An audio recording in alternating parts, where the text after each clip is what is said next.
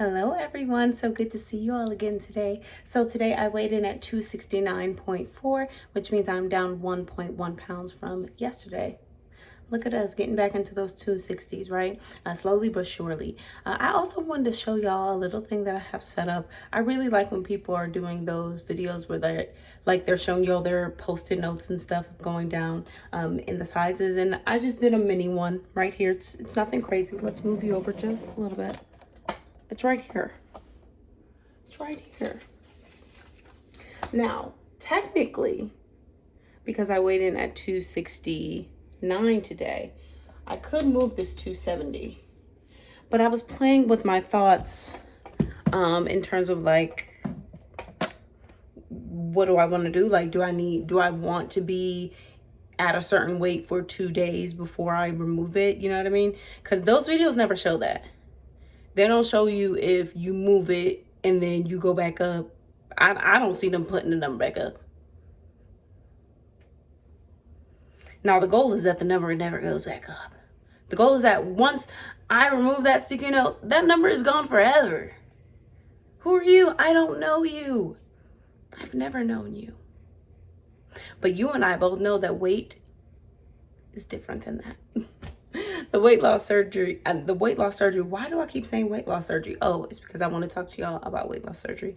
But the weight loss journey is a lot different than that. Okay, so that is where we are. I don't know if I told y'all that I missed doing my jumps, but I made up the jumps yesterday and today, so now we're on track. I told y'all this yesterday, jump rope. I just love it. I very much encourage it. It's a fun way to get the body moving. Anyway, so we're all set up on that, still hitting our 12K steps and killing the game. Now, I wanted to pivot and talk a little bit about weight loss surgery. So, just to rewind back, I started this page in 2022, October of 2022. I set out on a goal. I said, okay, I'm going to give myself until my birthday, which is in August. I said, I'll give myself to August 2023 to lose weight. And I didn't have a set number in mind. I just knew, like, once I saw my body at that place, then I'd be like, okay, cool. So I said, okay, if I'm not there, then we're going to go ahead and go through with trying to get weight loss surgery. And in that time, I went on tour. I was on tour doing Elf the Musical, and I struggled a lot during that time.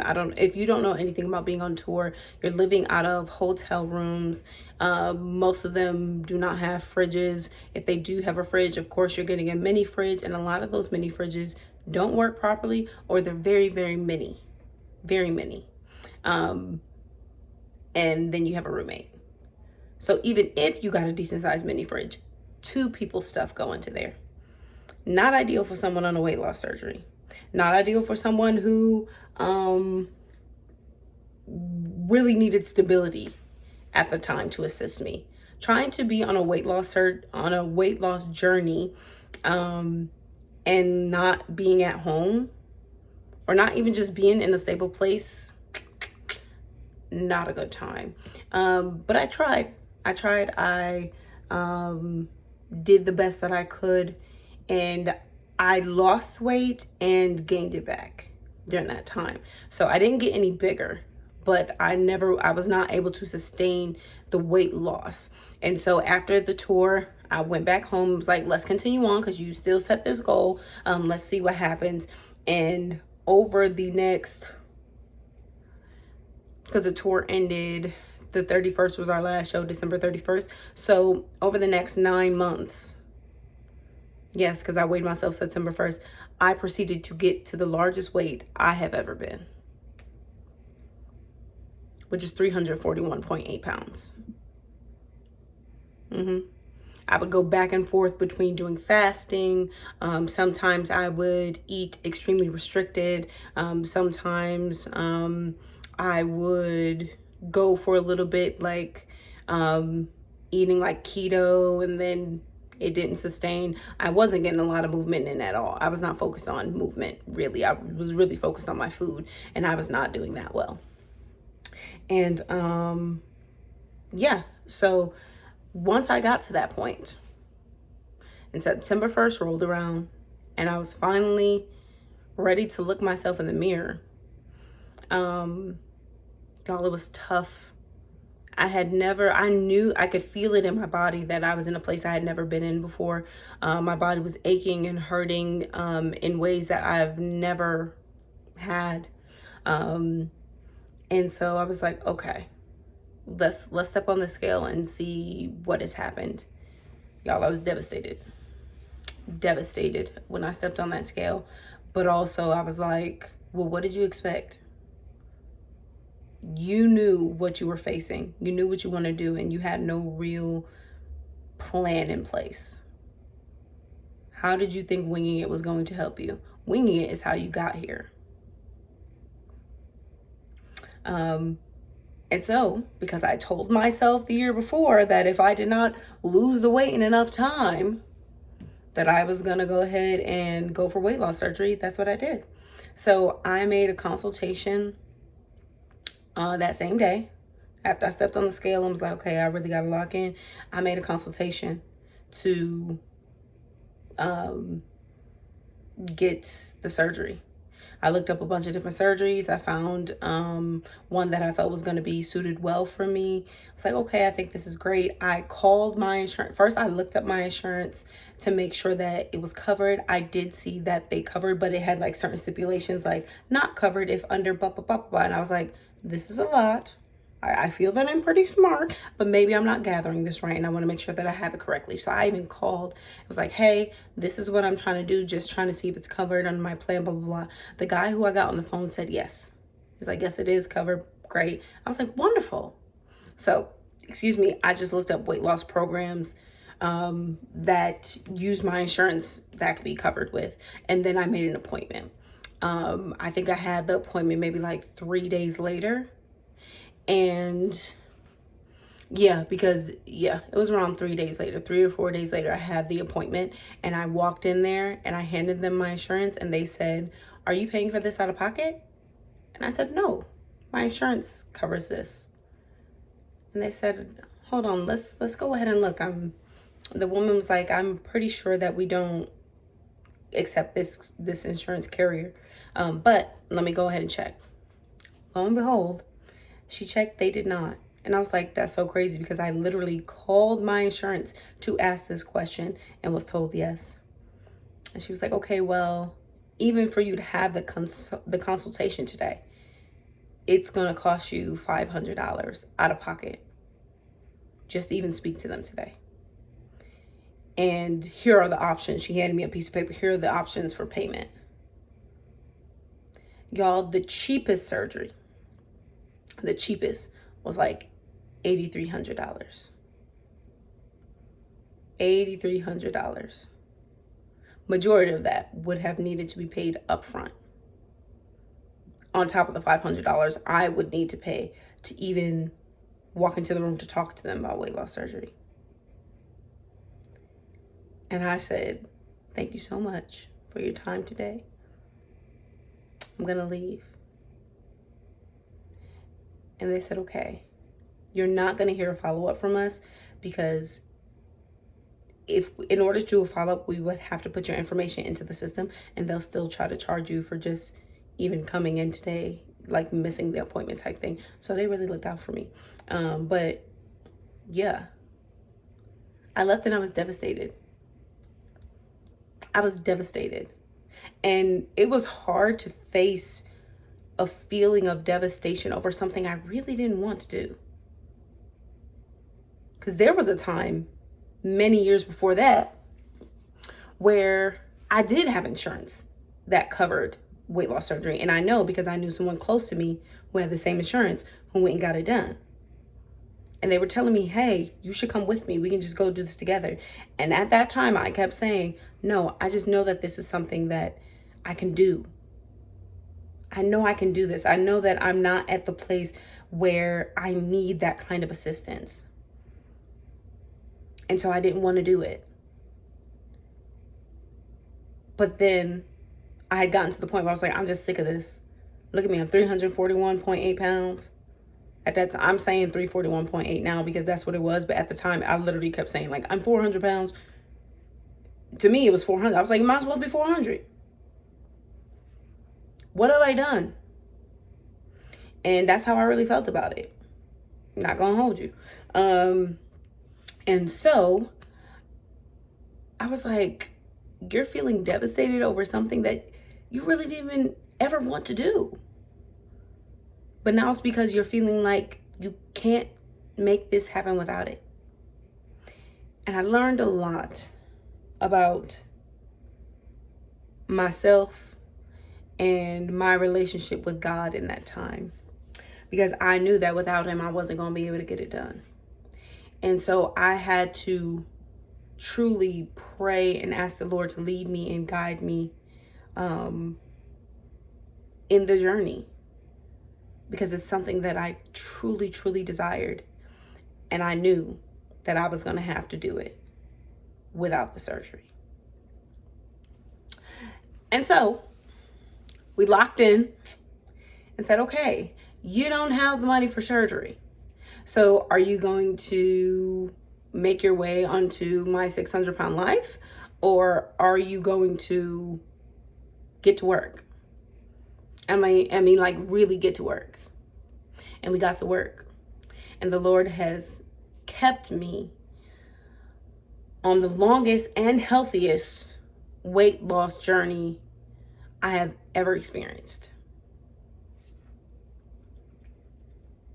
And there's so many things, so many times in the past where I've had weight loss journeys that they just didn't last. They were not sustainable. I definitely didn't ask the Lord to sustain me in them. But I was doing things that were going to give me quick fixes. I was not trying to make a lifestyle change. I was just trying to get the results I wanted in dip. And this time around has been so different. The only thing I've been tired of in this time around, since, really honing in on my journey and was that September 1st, 2023, has been the tracking of the food. That's the only thing I've gotten sick of. I'm tired of tracking everything all the time. And now I'm not. And I've been losing weight. And that's the goal. The goal is to not have to track forever. And the goal is also to not be on a weight loss journey forever. But those are things that they come. And so I stand here today thinking about that time of really being like, okay, weight loss surgery is the way I'm going to have to go. And what does that look like for me? And how do I feel about that? And do I feel like a failure? And for even considering it, do I feel like I'm cheating? Do I feel like I am taking the easy way out? And these are all things that honestly, I probably wouldn't have been asking myself if I didn't know that those are the questions or the things that other people might say.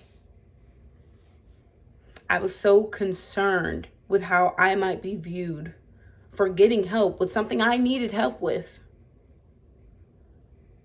that I never got the help in that way. Now, I do think about it often because here I am now on a very successful weight loss journey. It takes time, but that's what it should do. Because hopefully the longer it's taking me, the more sustainable, the more sustainable the results will be. Is that what I'm trying to say? The longer it's taking me, the more sustainable the results will be. I'm not trying to gain all the way back in 5 months and being like, that's why you shouldn't hurry up and drop that. How you drop that weight so fast? What do you think is going to happen? It's taking time. I also had a hysterectomy. There are other factors that come into play for why I am where I am almost 2 years into the journey. And I have a feeling a lot more is about to get done in these next few months, that when I hit the 2-year mark, I'm going to be like, but anyway, right now we're talking about weight loss surgery. So, it was very interesting. And at the time, I started to see all these people, not started to see, it makes sense that I would see this. I was considering weight loss surgery, and so a lot of the content I was consuming were people talking about weight loss surgery, their successes, the things that they wish they had done differently, what kind of surgeries they had. And that was my feed for a very, very, very, very, very long time, even after I had already decided that I wasn't doing the surgery, or that I couldn't do the surgery. And that was hard to take in. Imagine seeing someone who's at the same starting weight as you, and then 5 months into your journey, they're like, yeah, I'm down 70 pounds.